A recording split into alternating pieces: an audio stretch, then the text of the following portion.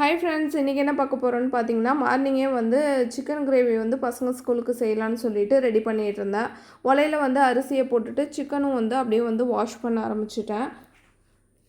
சிக்கனை வந்து நல்லா வந்து வாஷ் பண்ணிவிட்டு ஓரமாக எடுத்து வச்சுட்டு வெங்காய தக்காளிலாம் வந்து கட் பண்ண ஆரம்பிச்சிட்டேன். அப்போல்லாம் வீட்டில் இருக்கும்போது நாங்கள் ஸ்கூலுக்கு போகும்போது அம்மா வந்து கடன்னு சமைப்பாங்க. நான் நினைப்பேன், ஏன்டா இவ்வளோ கடன்னு சரியாக சமைக்கிறாங்க, பொறுமையாக சமைச்சா என்னான்ட்டு யோசிப்பேன்.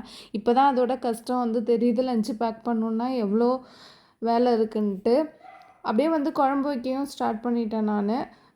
இன்றைக்கி வந்து குக்கரில் தான் வந்து செய்ய போகிறேன். அதனால் அடுப்பில் வந்து குக்கரை வந்து போட்டுட்டு 2 ஸ்பூன் அளவுக்கு எண்ணெய் ஊற்றி எண்ணெய் சூடானோடனே பட்டை, பிரிஞ்சி இலை, பெருஞ்சீரகம் வந்து சேர்த்துட்டு அது வந்து லைட்டாக கலர் சேஞ்ச் ஆனோடனே நறுக்கி வச்சுருக்க வெங்காயம் சேர்த்து லைட்டாக கலர் சேஞ்ச் ஆகிற அளவுக்கு வந்து வதக்கிப்போம். குக்கரில் செய்கிறலாம் ஓரளவுக்கு வதக்கினாலே போதும். அது வதங்கினோடனே நம்ம இஞ்சி பூண்டு பேஸ்ட் வந்து சேர்த்துட்டு நல்லா வந்து பச்சை வாடை போகிற அளவுக்கு வதக்கிக்கலாம். இப்போ தக்காளியும் சேர்த்துக்குவோம். சேர்த்துட்டு லைட்டாக வந்து வதக்கணும். இந்த பூனைக்கு மட்டும் எப்படி தெரியுதுன்னே தெரில, நான்வெஜ் செஞ்சால் கரெக்டாக பெல் அடித்த மாதிரி டான்னு வந்துடுது. இப்போ தக்காளி வந்து வதங்கிட்டு நம்ம சுத்தம் பண்ணி வச்சுருக்க சிக்கனை வந்து சேர்த்து நல்லா வந்து மிக்ஸ் பண்ணி விட்டுக்கலாம். நல்லா மிக்ஸ் பண்ணிவிட்டு ஒரு 2 நிமிஷத்துக்கு மட்டும் அப்படியே வந்து விட்டுடணும்.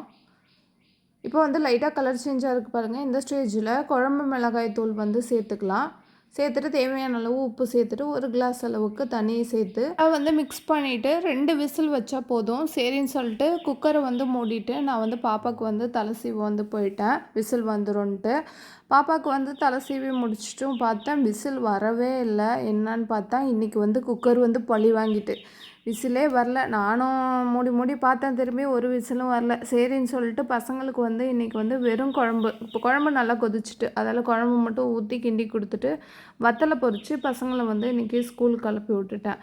ஏன் தான் இன்றைக்கி இப்படி பழி வாங்குதுன்னு தெரில. அடிக்கடி இந்த குக்கர் வந்து இப்படி தான் ஆகுது, ஏன்னே தெரில. புதுசாக வாங்கினாலும் அப்படி தான் இருக்குது, பழசாக இருந்தாலும் அப்படி தான் இருக்குது. சரின்னு சொல்லிட்டு பாப்பாவுக்கு வந்து இன்றைக்கி கலர் ட்ரெஸ்ஸு அதெல்லாம் ரோஸும் கட் பண்ணி வச்சு விட்டேன். ரோஸ் கட் பண்ணும்போது வந்து ஒரு 5 இலை விட்டு வந்து கட் பண்ண சொன்னாங்க வாங்குறப்பயே. அதனால் அதுமாரி கட் பண்ணிவிட்டு பாப்பாவுக்கும் வச்சு விட்டுட்டு அதுங்களுக்கு வந்து பாயை காமிச்சிட்டு அப்படியே திரும்பி கடன்னு ஒடியாந்துட்டேன் குழம்பு இது பண்ணுறதுக்கு.